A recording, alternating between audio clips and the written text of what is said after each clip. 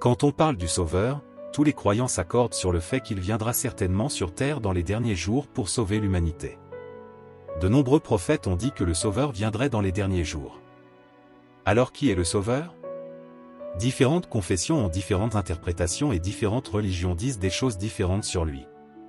Qui est le vrai Sauveur?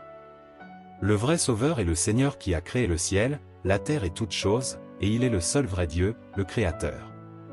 Seul le Seigneur qui a créé toutes choses est l'unique vrai Dieu, et seul le vrai Dieu dans la chair est le Sauveur qui peut sauver l'humanité.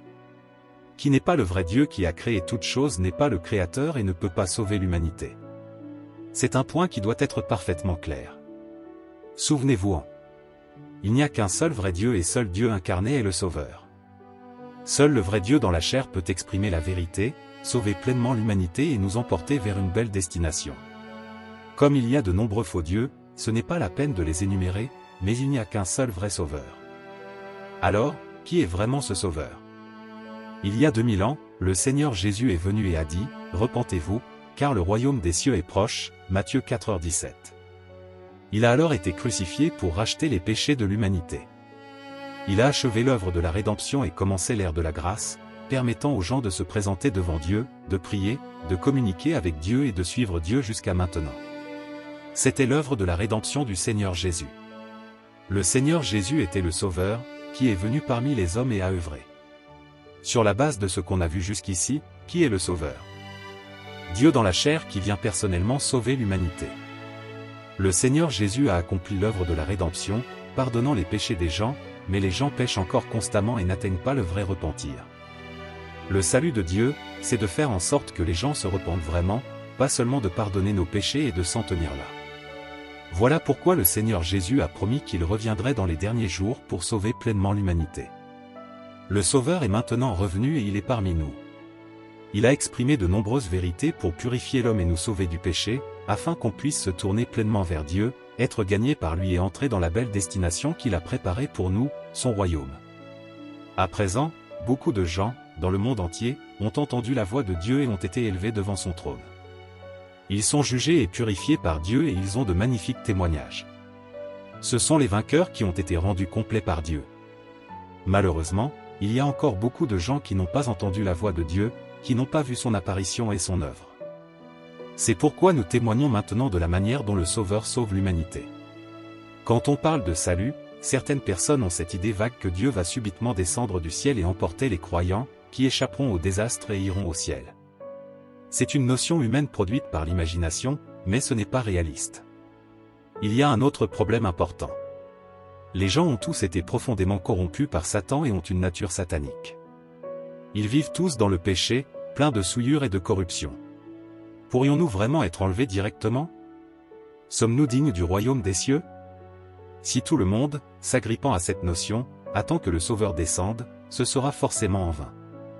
Les gens tomberont dans les désastres en pleurant et en grinçant des dents.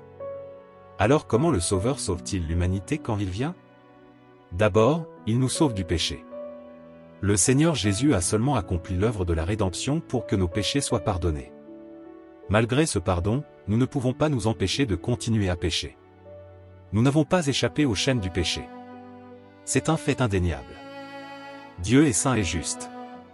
Il apparaît dans un lieu saint et se cache face à une terre de souillure. Parce qu'ils sont impurs, les gens ne peuvent pas voir le Seigneur. Alors comment pourrions-nous, nous qui vivons dans le péché, être dignes d'entrer au royaume de Dieu? Voilà pourquoi Dieu s'est incarné de nouveau dans les derniers jours, exprime des vérités et accomplit l'œuvre du jugement et du châtiment pour purifier pleinement les gens et nous sauver du péché, de Satan. Comme Dieu Tout-Puissant l'a dit, bien que Jésus ait beaucoup œuvré parmi les hommes, il n'a fait que parachever la rédemption de toute l'humanité et est devenu le sacrifice d'expiation de l'homme, il n'a pas débarrassé l'homme de tout son tempérament corrompu. Sauver entièrement l'homme de l'influence de Satan n'exigeait pas seulement de Jésus qu'il devienne le sacrifice d'expiation et qu'il porte les péchés de l'homme, mais aussi que Dieu œuvre de façon plus grande encore pour entièrement débarrasser l'homme de son tempérament corrompu par Satan. Et donc, à présent que l'homme a été pardonné pour ses péchés, Dieu est redevenu chair pour conduire l'homme dans la nouvelle ère et a commencé l'œuvre du châtiment et du jugement. Cette œuvre a mené l'homme dans un domaine plus élevé. Tous ceux qui se soumettent à sa domination jouiront d'une vérité supérieure et recevront de bien meilleures bénédictions.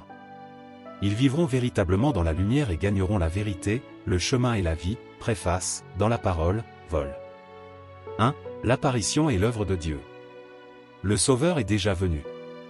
Le Seigneur Jésus est revenu dans la chair en tant que Dieu Tout-Puissant incarné. Dieu Tout-Puissant a exprimé toutes les vérités qui purifient et sauvent l'humanité, accomplissant l'œuvre du jugement en commençant par la maison de Dieu. Personne d'autre que Dieu dans la chair ne peut exprimer la vérité et sauver l'humanité, même s'il est grandiose ou célèbre. Seul Dieu incarné qui vient sur la terre est Christ, et notre Sauveur. Que veut dire Christ? A veut dire Sauveur. Alors, comment Dieu Tout-Puissant, Christ des derniers jours, accomplit-il l'œuvre du jugement pour purifier et sauver l'humanité? Voulez-vous recevoir la grâce de Dieu? Rejoignez notre groupe WhatsApp en cliquant sur le lien dans notre profil et envoyez « Grâce 2025 ». Étudiez la Bible avec nous chaque jour à 17h et 20h.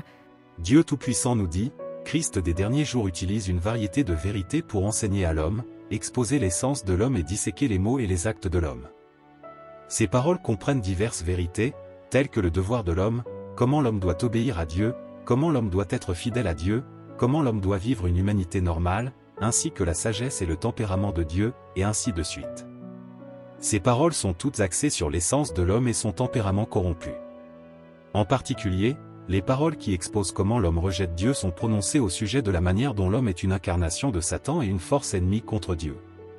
En entreprenant son œuvre de jugement, Dieu ne fait pas que préciser ce qu'est la nature de l'homme par quelques mots, il l'expose, le traite et l'émonde à long terme. Toutes ces différentes méthodes d'exposition, de traitement et d'émondage ne peuvent pas être remplacées par des mots ordinaires, mais par la vérité dont l'homme est totalement dépourvu. Seules des méthodes comme celle-ci peuvent être qualifiées de jugement, c'est seulement par un jugement de ce genre que l'homme peut être maîtrisé et entièrement convaincu au sujet de Dieu, et acquérir de surcroît une vraie connaissance de Dieu. Ce que l'œuvre du jugement apporte, c'est la compréhension par l'homme du vrai visage de Dieu et la vérité sur sa propre rébellion. L'œuvre du jugement permet à l'homme de mieux comprendre la volonté de Dieu, le but de l'œuvre de Dieu et les mystères qui lui sont incompréhensibles. Cela permet également à l'homme de reconnaître et de connaître son essence corrompue et les racines de sa corruption, ainsi que de découvrir la laideur de l'homme. Ces effets sont tous causés par l'œuvre du jugement, car l'essence de cette œuvre est en fait l'œuvre d'ouverture de la vérité, du chemin et de la vie de Dieu à tous ceux qui ont foi en lui. Ce travail est l'œuvre du jugement faite par Dieu, Christ réalise l'œuvre du jugement avec la vérité, dans la parole, vol. 1. L'apparition est l'œuvre de Dieu.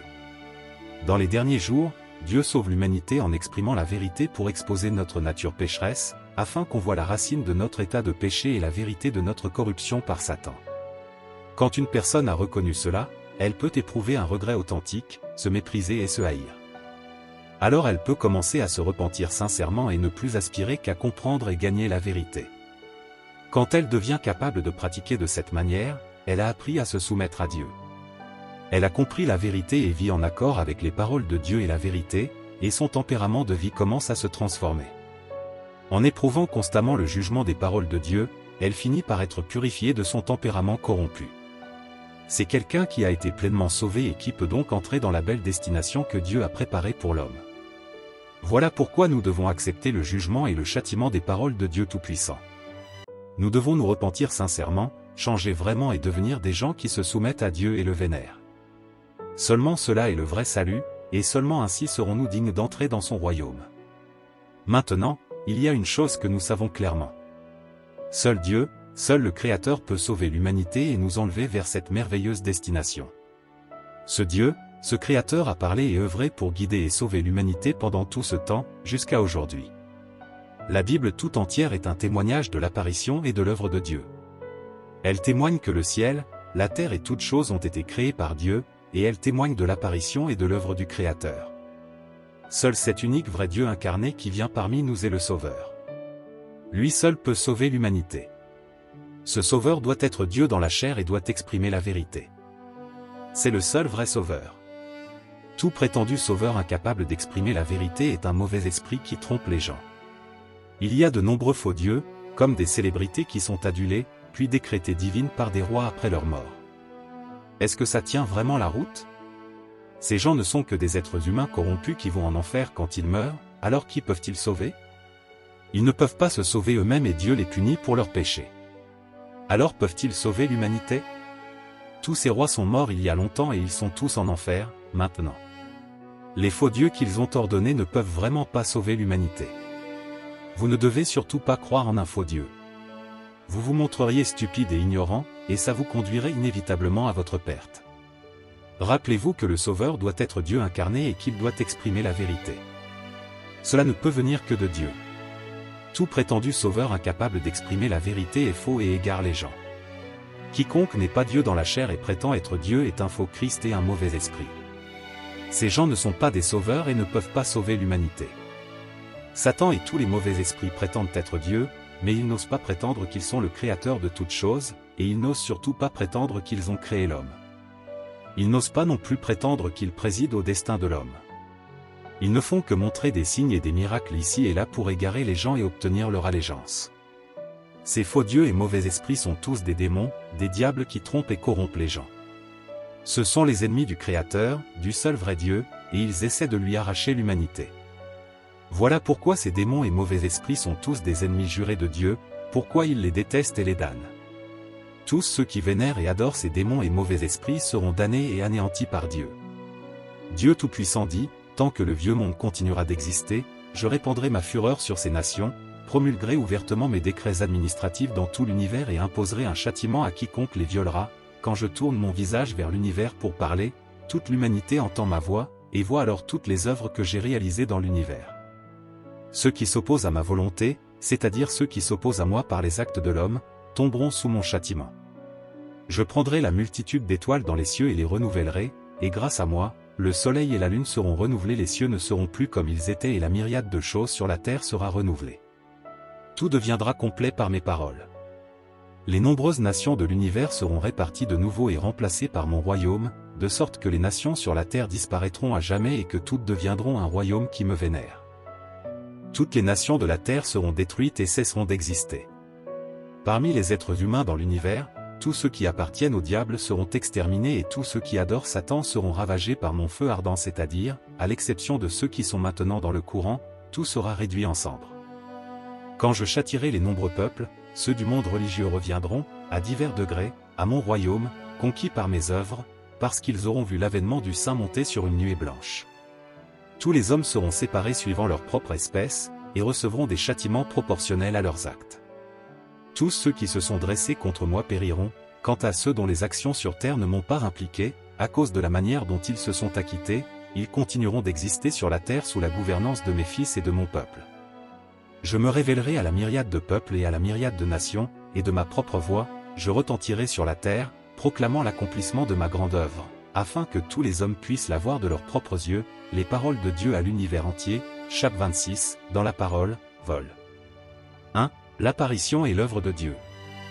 Voulez-vous recevoir la grâce de Dieu? Rejoignez notre groupe WhatsApp en cliquant sur le lien dans notre profil et envoyez « Grâce 2025 ».